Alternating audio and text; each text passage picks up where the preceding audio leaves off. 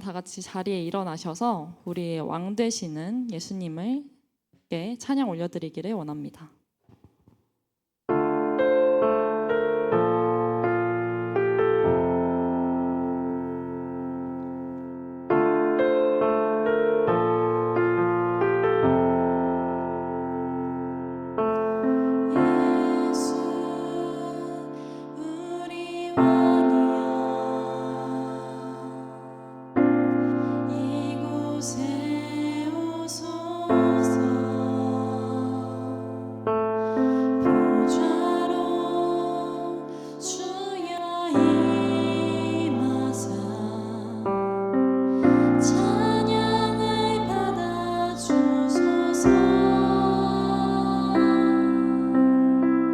주님을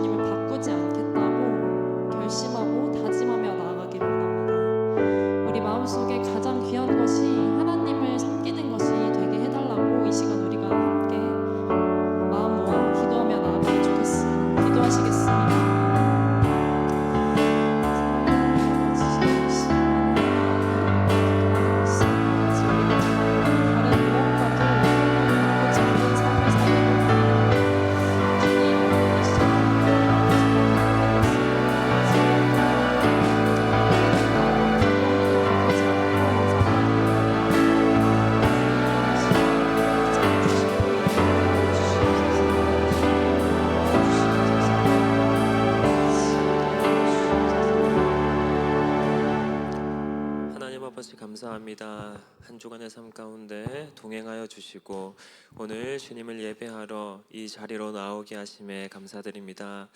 주님, 지난주에 수련회가 끝났습니다. 수련회를 통하여 하나님을 만나고 하나님이 부어주시는 은혜와 기쁨과 감사가 충만한 너무나 귀한 시간을 보냈습니다. 그리고 우리의 일상으로 돌아왔습니다. 주님, 이 시간 그 일상 속에서 우리가 수련회 때 받은 은혜가 얼마나 남아있는지를 돌아보기를 소망합니다. 주님, 이 시간 예배드림으로 나아갈 때에 우리가 수련회에서 받았던 그 은혜가 이 예배의 자리로 이어질 수 있도록 주님 함께하여 주시옵소서. 예배드리는 우리 모든 친구들의 마음 가운데 온 마음을 다하여 주님을 사랑함으로 나아갈 수 있도록 함께하여 주시옵소서. 감사드리며 예수님 이름으로 기도드립니다. 아멘. 함께 봉헌 드림으로 나아가겠습니다.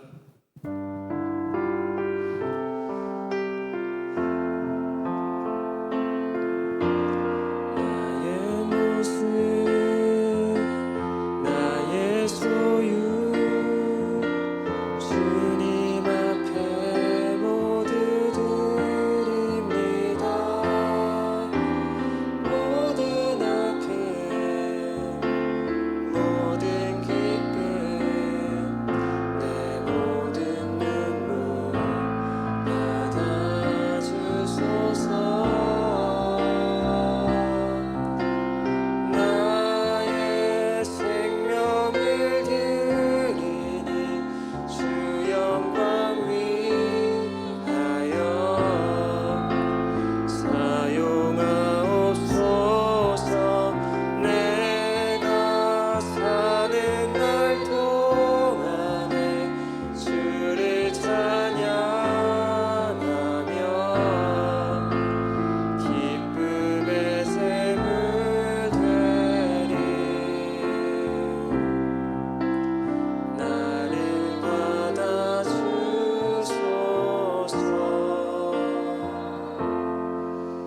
하나님 아버지, 이 시간 귀한 예물을 주님께 올려드립니다. 이 예물을 드린 손길들을 주님 기억하여 주셔서 세상이 줄 수 없는 평안과 위로와 기쁨과 회복이 그 삶에서 충만할 수 있도록 역사하여 주시옵소서. 우리의 예물이 사용되는 곳마다 하나님의 사랑이 전해지게 하시며 예수 그리스도가 증거되는 은혜의 역사가 일어날 수 있도록 주님 사용하여 주시옵소서. 감사드리며 예수님 이름으로 기도드립니다. 아멘. 네, 우리 이 시간에는 김진우 학생 나오셔서 성경 봉독해 주시겠습니다.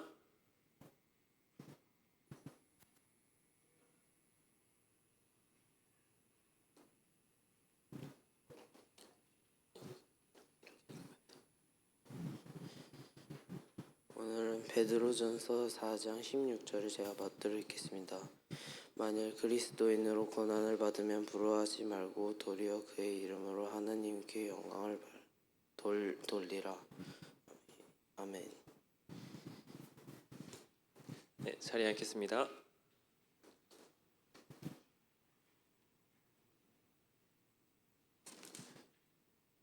네, 여러분, 이제 우리 수련회가 끝나고 나서 첫 번째 우리 중고등부 주일 예배를 드립니다. 한 주간 어떻게 지내셨어요? 네, 우리 친구들의 이 얼굴 표정과 이 지금의 분위기를 보면 이렇게 대답 안 해도 느낄 수는 있습니다. 충분히 느낄 수 있고, 또 뭔가 좀 또 거리가 또 멀어진 것 같아요. 그렇죠? 우리가 그래도 열심히 이렇게 막 앞으로 와서 앉고 이렇게 열심히 잘했는데 뭔가 거리가 또 살짝 멀어진 것 같아요. 서진이랑 차연아, 우리 여기 앞으로 준이 옆쪽 라인으로만 와줄까?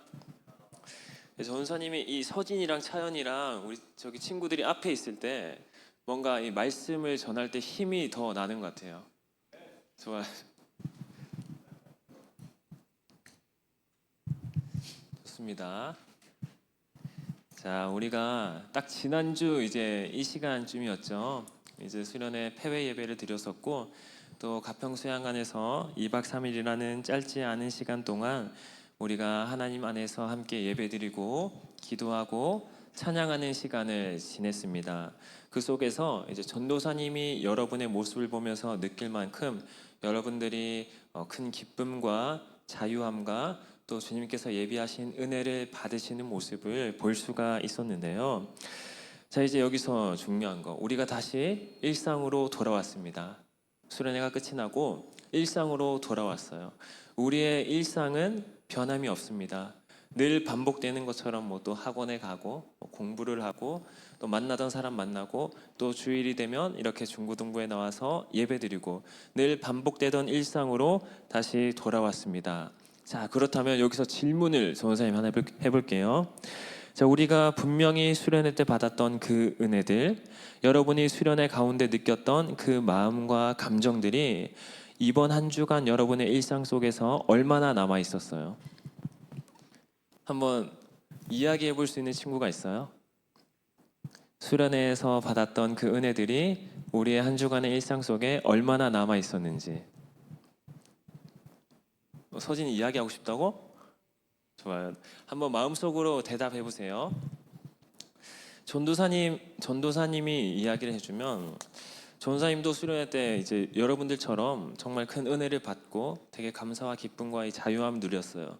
그리고 이제 다시 일상으로 돌아가서 그때 받았던 수련회 받았던 은혜를 가지고 정말 이제 또 열심히 이제 해봐야지 하면서 하는데, 이 변함없는 일상은 여전히 이 전도사님을 괴롭히더라고요. 해야 될 게 너무나 많고 그 은혜를 떠올리기조차 버거운 시간들이 또 계속해서 이제 마주하게 돼요. 그러다 보면은 나도 모르는 사이에 우리가 수련회 때 받았던 뭐 은혜들, 수련회 때 받았던 감정들, 수련회 때 받았던 기억들은 온데간데 없어지고 수련회 전의 모습으로 그대로 다시 돌아간 모습을 볼 수가 있었습니다. 감사하게도 이번 중고등부 말씀을 전하면서 저는 하나님께서 다시금 이제 깨우쳐 주셨는데, 그 주님께서 들려주신 음성을 이 시간 여러분들도 함께 들을 수 있었으면 좋겠습니다. 자, 오늘 말씀 제목이 뭐라고 되어 있죠? 리셋의 뜻이 뭔지 아는 사람? 주님 뭐라고? 맞아요. 다시 돌아가는 거, 초기화 뭐 비슷한 뜻입니다. 다시 시작하다, 리스타트에서 이렇게 리셋해서 다시 돌아가는 거죠. 자, 그럼 오늘 말씀 제목인 저 리셋은 뭘 다시 시작하는 걸까요? 예원이가 뭐 정답을 말한 것 같아요. 네. 바로 우리가 수련회가 끝나고 나서 우리의 삶을 리셋하는 거죠. 시작하는 거예요. 이게 짧게 봤을 때는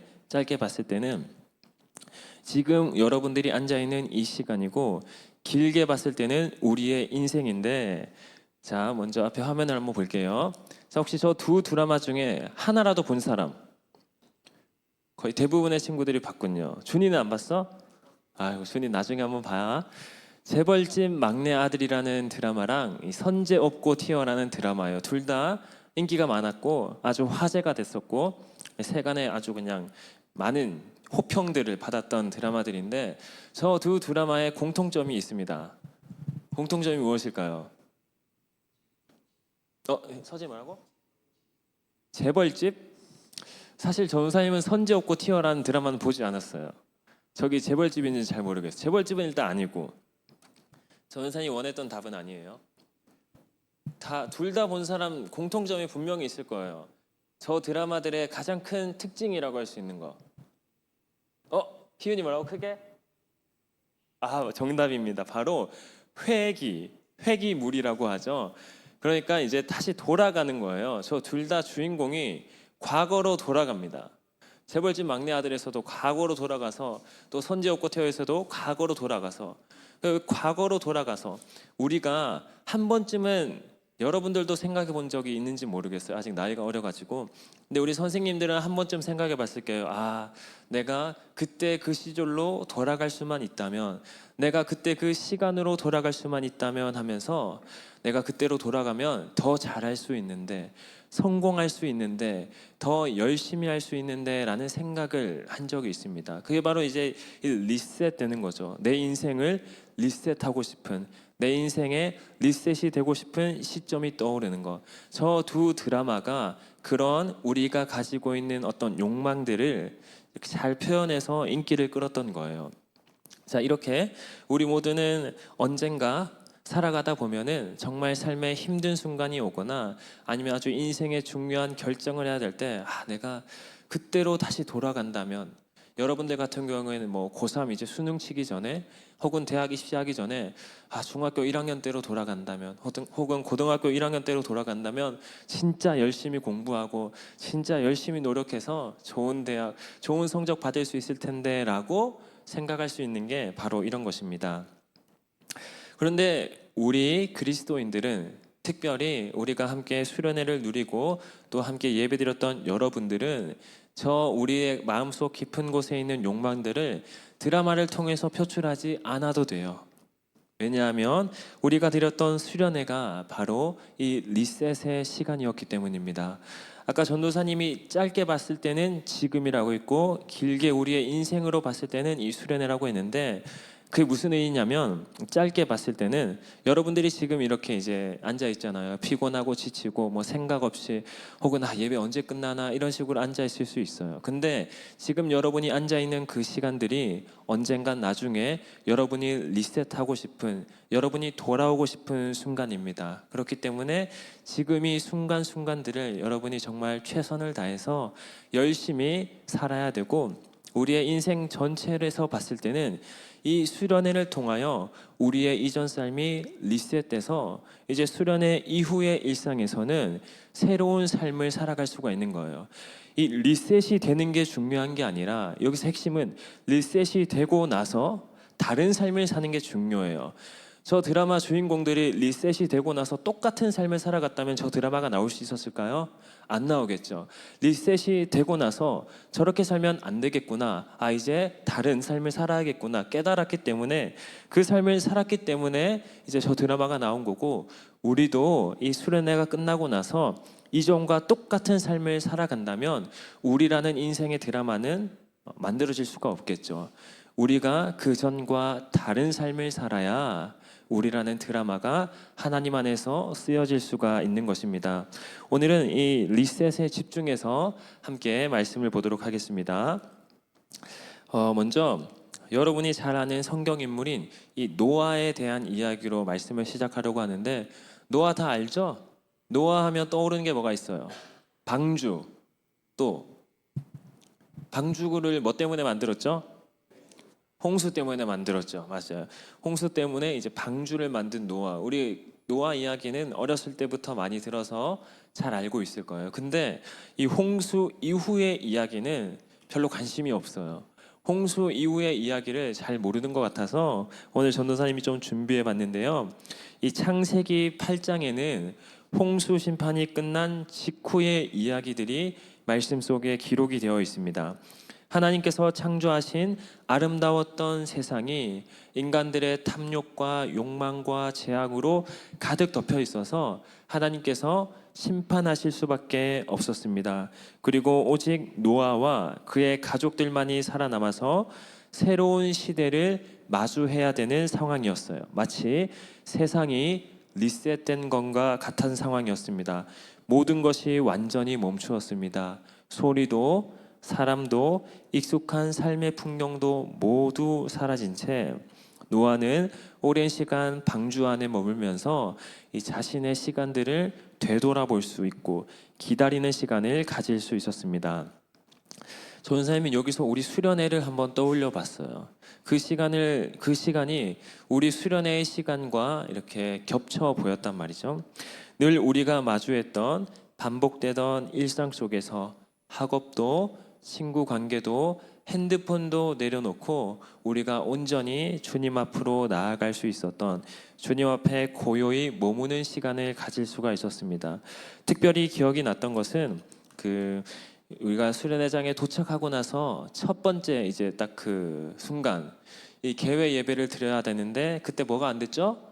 이 마이크가 안 됐었어요. 마이크가 안 돼가지고 우리 민영 선생님이 정말 열심히 막 노력하고 밥도 못 먹었어요. 전사님이랑 민영 선생님 밥도 못 먹고 이렇게 막 열심히 이렇게 했는데 결국에는 마이크 뭐 없었잖아요. 근데 그 상황이 전도사님에게도 전도사님이 익숙했던 상황, 반복되던 상황, 의지했던 것들을 다 내려놓고 온전히 주님을 바라봐라라고 말씀하는 것 같았고, 그 예기치 못한 상황 속에서 또 하나님께서 우리가 함께 예배 드릴 때에 예기치 못한 은혜를 주심을 경험할 수가 있었습니다.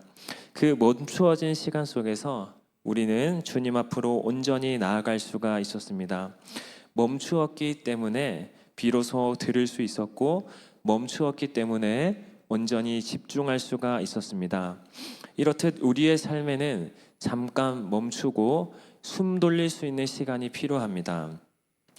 세상은 여러분에게 앞만 보고 달려야 한다고 이제 가스라이팅을 할 거예요. 잠시라도 멈추면 뒤처지고, 잠시라도 멈추면 실패하고, 잠시라도 멈추면 경쟁에서 지는 거라고 여러분들에게 그렇게 말할 겁니다. 그런데 그렇게 앞만 보고 달리면 결국 우리가 원하는 목적지에 도달할 수가 없습니다. 올바른 목적지에 도달하지도 못할 뿐더러 설령 어떠한 목적지에 도착하더라도 여러분들이 주위를 둘러보면 주변에는 아무것도 없을 거예요. 그저 허무함과 허전함과 공허함밖에 남지 않을 겁니다. 전도사님이 수련회에서 했던 설교 기억하시죠? 바로 그것이에요. 멈추고 걸어온 길을 돌아볼 수 있는 여유가 있어야 돼요. 여러분이 잠깐 숨을 돌리면서 이 마음의 여유를 가질 수 있는 시간이 필요합니다. 그래야 잠깐 멈추고 우리가 함께 걸어가는 사람들을 볼 수가 있어요. 지금 내 옆에 누가 있는지, 나와 함께 걸어가는 사람이 누구인지를 볼 수가 있고, 또 내가 바른 길로 가고 있는지, 올바른 목적지를 향해 가고 있는지를 돌아볼 수가 있습니다. 그리고 무엇보다도 멈추어야만 비로소 그 모든 시간 가운데, 그 모든 걸음 가운데 함께 걸어가고 계신 하나님을 느낄 수가 있는 것입니다. 우리는 함께라는 은혜를 받은 사람입니다. 전사님 하나 물어볼게요. 우리가 수련회장에서 같이 예배드리고 함께 기도하고 함께 찬양을 했어요. 자, 그런데 그 수련회장에 여러분이 혼자 있었다고 생각해 보세요. 혼자 그렇게 예배드리고 혼자 그렇게 기도하고 혼자 그렇게 찬양했을 때 우리가 수련회 때 받았던 은혜와 그 경험들을 그대로 누릴 수가 있었을까요? 못했을 거예요. 우리가 함께 예배드리고 함께 기도하고 함께 찬양했기 때문에 특별하게 느낄 수 있는 감동과 은혜였습니다. 여러분이 다시 돌아간 여러분의 일상 가운데 그 멈출 수 있는 시간, 그리고 내가 함께라는 것을 깨달을 수 있는 시간이 언제냐면 언제일까요? 바로 지금 이 시간이겠죠. 우리가 매주일 예배드리는 이 중고등부 예배의 시간이 여러분이 잠깐 멈추고 숨 돌리면서 여러분들 주변에 누구와 함께 걸어가고 있는지, 우리가 올바른 목적지로 걸어가고 있는지를 돌아볼 수 있는 시간입니다. 그렇게 여러분의 생각 속에 이 우리 중고등부 주일 예배에 대한 생각을 리셋할 수 있었으면 좋겠어요. 어떻게 리셋해야 되는지 이제 전도사님이 알려주도록 하겠습니다. 자, 이 노아의 방주에서 나온 뒤에 노아가 가장 먼저 한 행동이 이 창세기 8장 20절에 기록되어 있는데, 우리 한번 큰 목소리로 같이 읽어보도록 할게요. 시작. 노아가 여호와께 제단을 쌓고 모든 정결한 짐승과 모든 정결한 새 중에서 제물을 취하여 번제로 제단에 드렸더니 아멘. 자, 저 말씀이 무슨 말씀이냐? 노아가 방주에서 나와서 제일 먼저 한 것은 바로 예배를 드리는 것이었다라는 것입니다. 모든 것이 리셋된 세상에서 노아는 가장 먼저 예배를 드림으로 새 출발을 시작했습니다. 세상이 다 사라진 그 자리에서 노아는 하나님을 가장 먼저 바라본 것입니다. 이 장면이 우리에게 알려주는 것은 우리의 삶이 새롭게 시작될 때, 수련회가 끝내고 우리의 삶이 리셋되었을 때 그 시작점에서 중심에 있어야 할 것이 바로 예배라는 사실이에요. 다른 어떤 것이 아니라 이 예배라는 사실입니다. 수련회에서 은혜를 받고 다시 일상으로 돌아온 우리에게 가장 먼저 지켜야 할 자리가 있다면 그것은 바로 우리가 지금 드리는 이 중고등부 주일 예배의 자리입니다. 또 잠깐 수련의 이야기를 나눠보려고 하는데 우리 친구들이 피곤한데도 이렇게 막 버티면서 말씀을 들어줘서 너무 고마워요. 막 고개가 넘어가는데도 이렇게 막 이렇게 정신 차리려고 노력하는 모습이 너무 예뻐 보입니다. 자, 조금만 더 집중해 주세요. 자, 수련회 때 전사님이 여러분들 보면서 많이 놀랐어요. 당연히 그런 모습을 이제 기대하면서 기도로 선생님들과 준비했는데 전도사님의 예상을 아득히 뛰어넘는 여러분의 모습을 보여주면서 아, 이 친구들이 이렇게도 찬양을 할 수 있구나. 제가 저렇게 눈물을 흘리며 기도할 수 있구나라는 것을 전도사님의 그 짧은 생각을 여러분들이 완전 깨부수는 시간이었습니다. 자, 근데 여기서 질문이 있어요. 자, 그때 우리가 수련회에서 함께 드렸던 예배 기억하면서 자, 우리가 지금 드리고 있는 이 예배, 이 두 예배는 다른 걸까요? 우리가 매주 드리는 이 예배와 우리가 1년에 한 번, 두 번 드리는 그 수련회 예배는 다른 걸까요? 아니죠. 맞아요. 다르지 않습니다. 그런데 다르잖아요. 여러분들이 느꼈잖아요. 분명히 느꼈을 거예요. 여러분들이 그 예배의 와중에 분명히 그 다르다는 것을 느꼈을 거예요. 지금 여러분들이 그 예배 드리고 있는 어떤 이제 얼굴 표정과 모습만 봐도 그때의 모습과는 많이 달라 보여요. 여러분들도 분명히 마음 가운데 이 수련회 예배는 뭔가 다르다라는 것을 느꼈을 것입니다.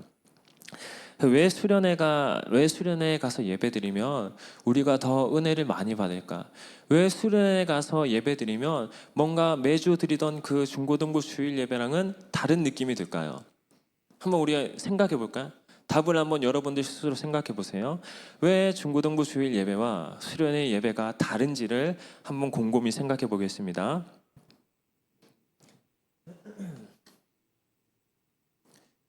우리 주보에도 한번 적어 보세요. 그 답을. 이따가 조은사님이 한번 주보를 보겠어요.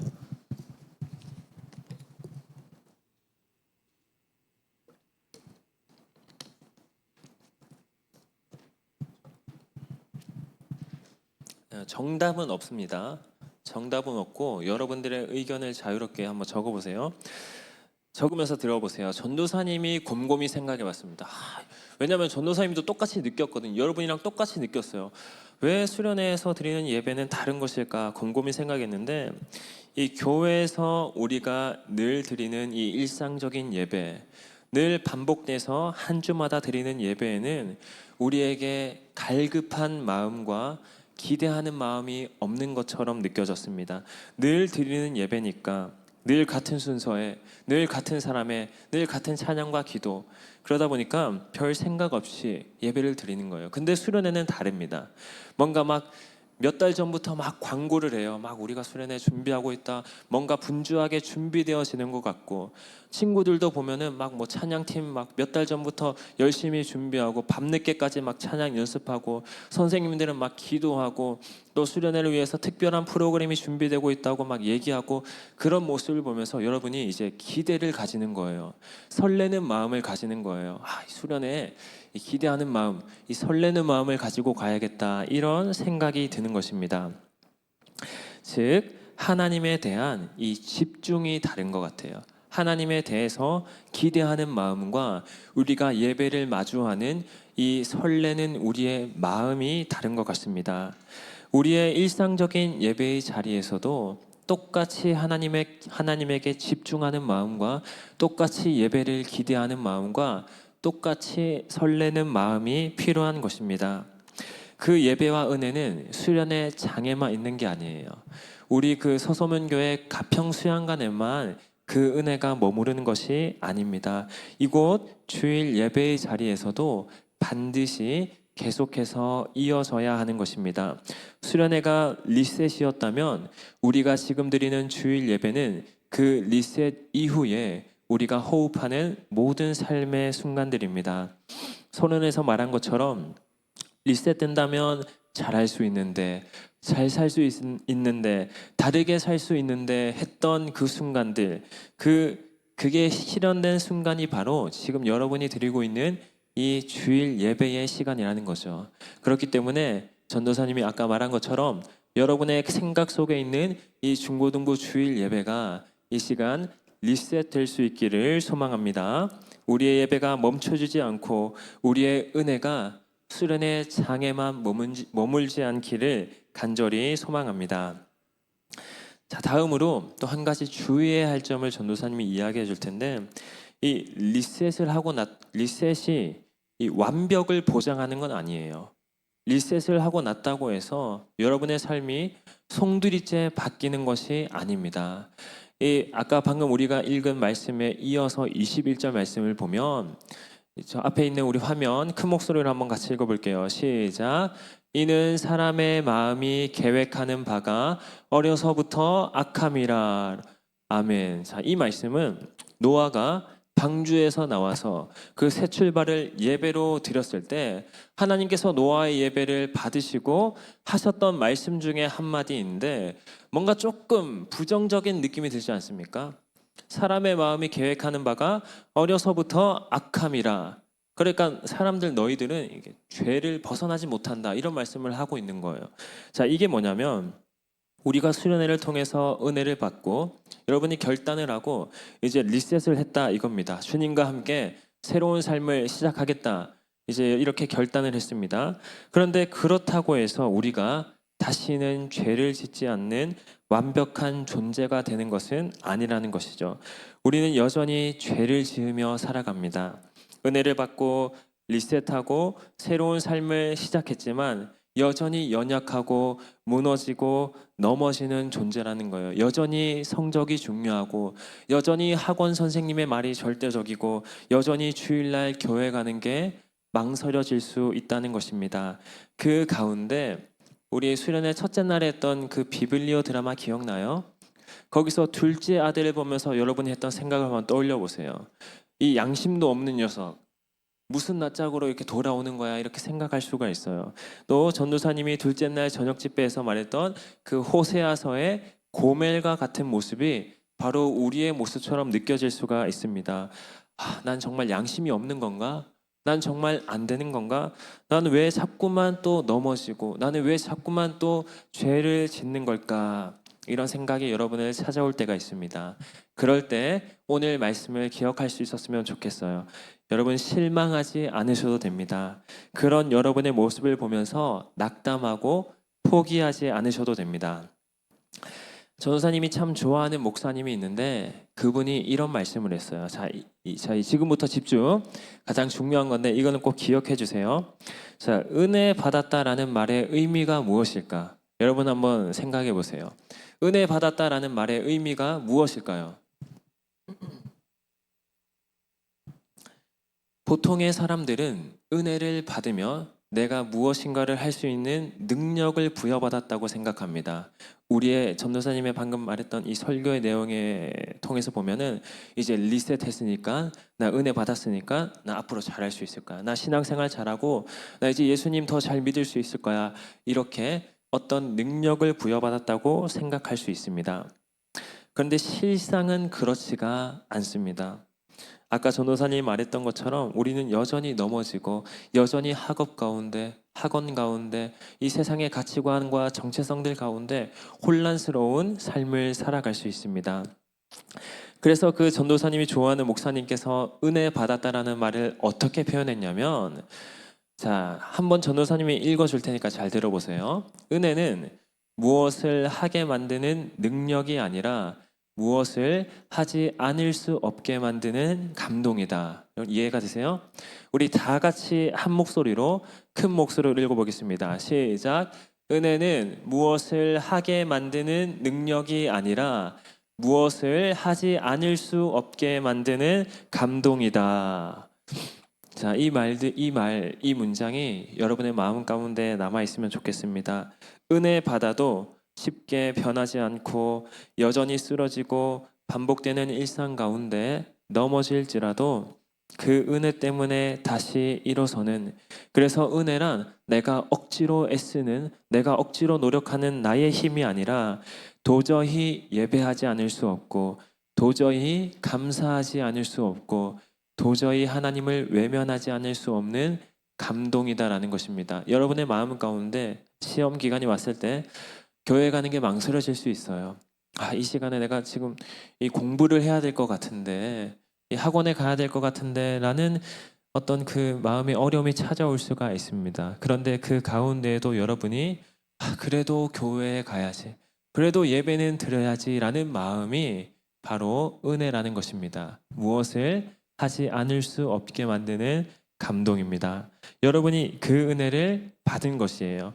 비록 여전히 넘어질 수 있고 또 실수할 수 있고 죄를 지을 수도 있지만 그럼에도 다시 하나님께로 나아가는 마음, 다시 예배의 자리로 이끄는 마음, 다시 찬양할 수 있는 그 마음이 우리가 받은 은혜입니다.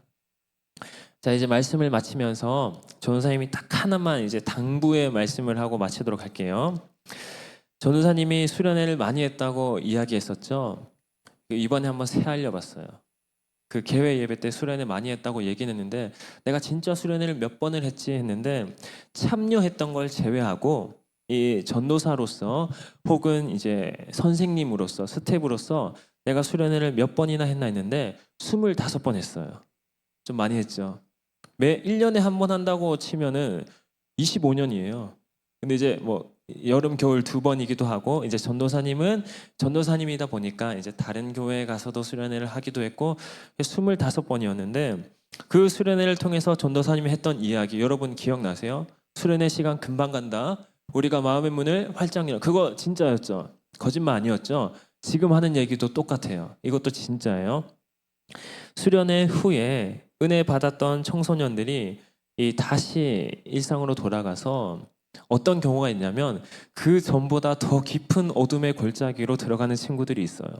오히려 그 전만도 못한 모습으로 분명히 은혜를 받았는데 분명히 수련회 가서 막 열심히 예배드리고 눈물 흘리면서 기도하고 기뻐 뛰면서 여러분들처럼 찬양을 했는데 수련회 끝나고 마주한 일상 속에서 예배 안 나와요. 더 깊은 어둠의 골짜기로 들어가는 친구들이 있습니다. 우리가 제일 경계하고 혹여나 여러분들 만약에 막 그런 어려움이나 생각이 찾아오면 전도사님한테 주저하지 않고 선생님들한테 이야기해 주시면 됩니다. 자, 그게 어떤 거냐면 우리가 수련의 은혜를 받고 또 이번 수련의 주제처럼 환승하기로 하고 오늘 설교의 이야기처럼 리셋하기로 했다는 겁니다. 근데 그런 여러분을 보면서 이제 주변에서 하는 이야기가 있습니다. 딱 보세요. 여러분의 친구든 학원 선생님, 학교 선생님이든 부모님이든 뭐 가까운 주변에 있는 누군가가 분명히 이런 말을 여러분에게 할 거예요. 여러분이 결단하고 리셋하고 환승하기로 다짐한 그 순간 이런 말을 할 겁니다. 뭘 그렇게까지 해? 뭘 그렇게까지 믿어? 뭘 그렇게까지 살아? 적당히 믿어. 적당히 예배드리고 적당히 교회 가고 시험 기간에는 교회 안 가도 되다. 적당히 해. 그 전에 너 다니던 것처럼 그렇게 적당히 믿어라는 말을 할 것입니다. 바로 이 적당히의 함정이에요. 오늘 우리가 읽었던 이 본문인 베드로전서 4장에 보면 고난을 받는 자는 다 그 고난을 받는 제자들을 그리스도인이라고 합니다. 그리스도인의 뜻이 무엇이냐면 예수님의 제자라는 뜻을 가지고 있어요. 그리고 이 예수님을 믿지 않는 사람과 그리스도인, 예수님의 제자 사이에 애매한 계층은 없습니다. 뭔 말이냐면 중간은 없다라는 거예요. 예수님을 믿는 사람과 예수님을 믿지 않는 사람밖에 없어요. 그 중간은 없습니다. 적당이라는 말은 처음부터 없는 거예요. 근데 여러분들이 자꾸만 그 적당히의 늪에 빠져서 그 중간의 계층에 들어가려고 해요. 적당히 한 발 걸치고 예배드리고 한 발은 이제 세상 속에 예수님을 믿지 않는 사람들에게 걸치고 있는 이 적당히의 함정에 빠지는 겁니다. 여러분들이 기억했으면 좋겠습니다. 중간은 없습니다. 우리는 다 예수님의 제자로 부르심을 받았습니다. 우리는 예수님의 제자로 다시 시작하는 거예요. 중간에서 애매한 계층에서 적당히 시작하는 것이 아니라 예수님의 제자로 다시 시작하는 겁니다. 이 시간 여러분들이 결단할 수 있기를 주님의 이름으로 축복합니다. 우리 말씀을 기억하면서 함께 하나님께 찬양 올려드리도록 하겠습니다.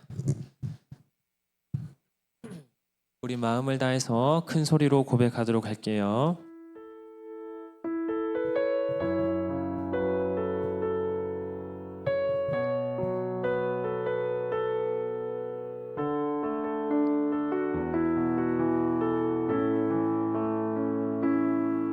주께 가까이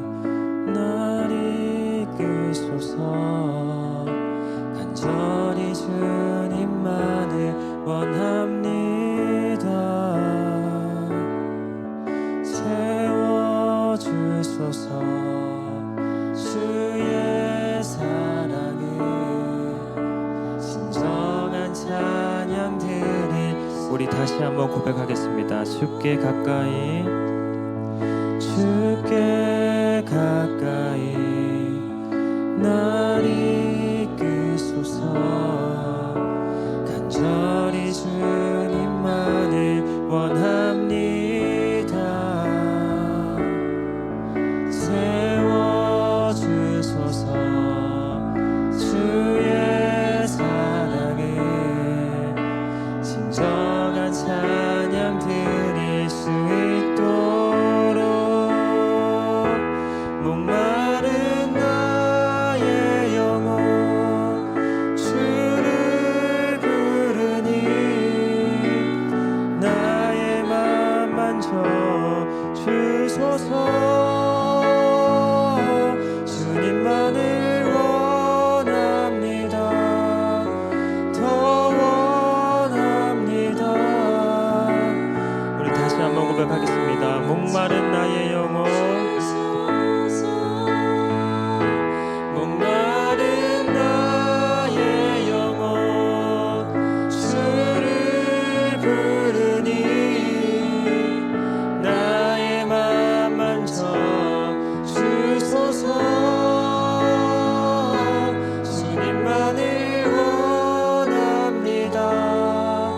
더 원합니다.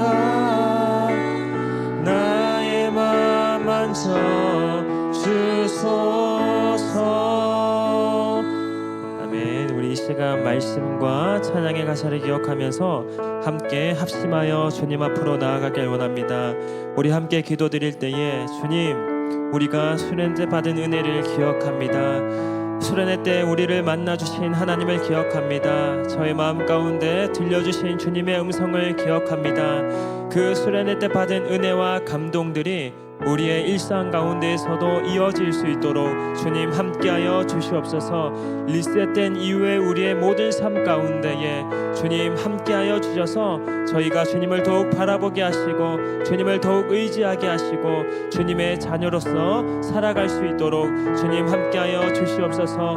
무너지고 넘어지고 우리는 여전히 연약할 수 있습니다. 그러나 은혜는 우리가 무엇을 할 수 있는 능력이 아니라 무엇을 하지 않을 수 없는 감동임을 기억하며 예배하지 않을 수 없고 하나님께로 나아오지 않을 수 없는 그 감동의 은혜로 살아가는 귀한 중고등부가 될 수 있도록 우리 시간 마음을 다하여 주님 앞에 기도드림으로 나아가겠습니다. 기도하겠습니다. 하나님 아버지 감사합니다. 이 시간 말씀을 통하여 저희들의 마음 가운데 주님의 음성을 들려주심에 감사합니다. 주님, 저희가 수련회 받은 은혜를 기억합니다. 저희의 마음을 어루만져 주시고 저희에게 사랑을 나누신 주님의 그 은혜를 기억합니다. 주님, 간절히 바라옵기는 그 은혜가 수련회 장에만 머무는 은혜가 되지 않게 하옵소서. 우리의 일상 가운데 늘 반복되는 그 일상의 자리 가운데에 수련회 받았던 은혜가 임할 수 있도록 주님 함께하여 주시옵소서. 그리하여 리셋된 이후에 우리의 모든 삶의 자리 가운데 그 수련회 때 받았던 은혜의 고백들이 고백되어질 수 있도록 주님 함께하여 주시옵소서. 우리가 받았던 은혜는 무언가를 할 수 있는 능력이 아니라 무언가를 하지 않을 수 없게 만드는 감동입니다. 우리는 여전히 넘어지고 무너지고 학업 가운데 세상 가운데 지치고 낙담하고 쓰러질 수 있습니다. 그러나 주님, 그 가운데에서도 예배하지 않을 수 없는 감동을, 도저히 하나님께 나오지 않을 수 없는 감동을 허락하여 주시옵소서. 그 감동의 은혜로 주님 앞으로 나오는 우리 중고등부 친구들 될 수 있도록 아버지 늘 함께하여 주시옵소서.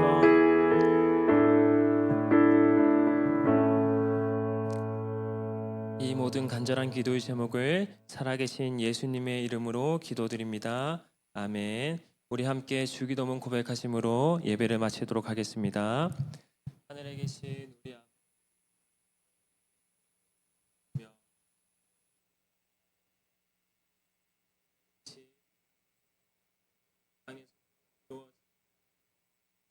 우리에게 일용할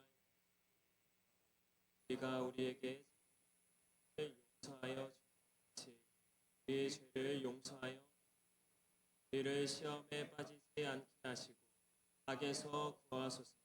나라와 권능과 영원히 아버지